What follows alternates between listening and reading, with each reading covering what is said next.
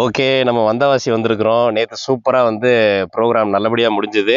அந்த ஊரை பார்க்கறதுக்கே ரொம்ப அழகா இருக்குது. இந்த ஊரா இருக்கட்டும், இந்த ஊர் மக்களா இருக்கட்டும், எல்லாமே ரொம்ப சூப்பரா இருக்குது. இங்கே ஒரு இன்வெஸ்ட்மெண்ட் பண்ணா நல்லா இருக்கும்னு தோணுது. உனக்கு தெரிஞ்ச சைட் ஏதாவது இருக்குதா? ஆக்சுவலா மண்ணுல போட்ட காசும் பொண்ணுல போட்ட காசும் வீண் போகாதுன்னு சொல்லுவாங்க. ஆமா. இன்னைக்கு கோல்டு ரேட் நாளுக்கு நாள் டபுள் ஆயிட்டே போற மாதிரி நம்ம இன்வெஸ்ட்மெண்ட் இன்னைக்கு மண்ணுலயும் போடணும். அதனால அதிகமா டெவலப் ஆகிற ஒரு ஏரியா என்ன அப்படின்னு நீங்க பாத்தீங்கன்னா வந்தவாசி நான் கேள்விப்பட்டேன். சோ நாங்க வந்தவாசி ஈவெண்ட் முடிச்சுட்டு இங்க ஒரு மனை வாங்கலாம் அப்படின்னு சொல்லிட்டு அந்த பிளானோட நாங்க வந்துட்டோம்.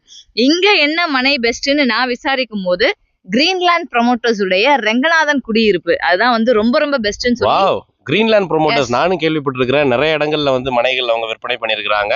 அதே மாதிரி வந்தவாசியில இப்ப புதுசா ஸ்டார்ட் பண்ணிருக்காங்க. ஆமா, ரொம்ப வேகமா மனைகள்லாம் விற்பனை ஆயிட்டு இருக்குது. ஆக்சுவலா சலுக்கைங்கிற ஒரு இடத்துலதான் நம்ம இப்ப நின்னுட்டு இருக்கிறோம்.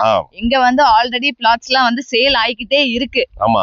இன்னொரு விஷயம், ரொம்ப முக்கியமான விஷயம் என்ன சொல்லணும்னா, நிறைய பேர் நிறைய விஷயம் சொல்லுவாங்க. பக்கத்துலயே ஸ்கூல் இருக்கு, பக்கத்துலயே பஸ் ஸ்டாண்ட் இருக்கு, அந்த மாதிரி எந்த கதையும் இல்லாம எல்லாமே உண்மை. இது கதை இல்ல, நிஜம் அப்படிங்கிற மாதிரி பக்கத்திலேயே உங்களுக்கு 2 CBSE ஸ்கூல்ஸ் இருக்கு. இந்த மனையை ஒட்டியே ஒரு 3 கிலோமீட்டர்லயே வந்தவாசியோட மெயின் பஸ் ஸ்டாண்ட் இருக்கு.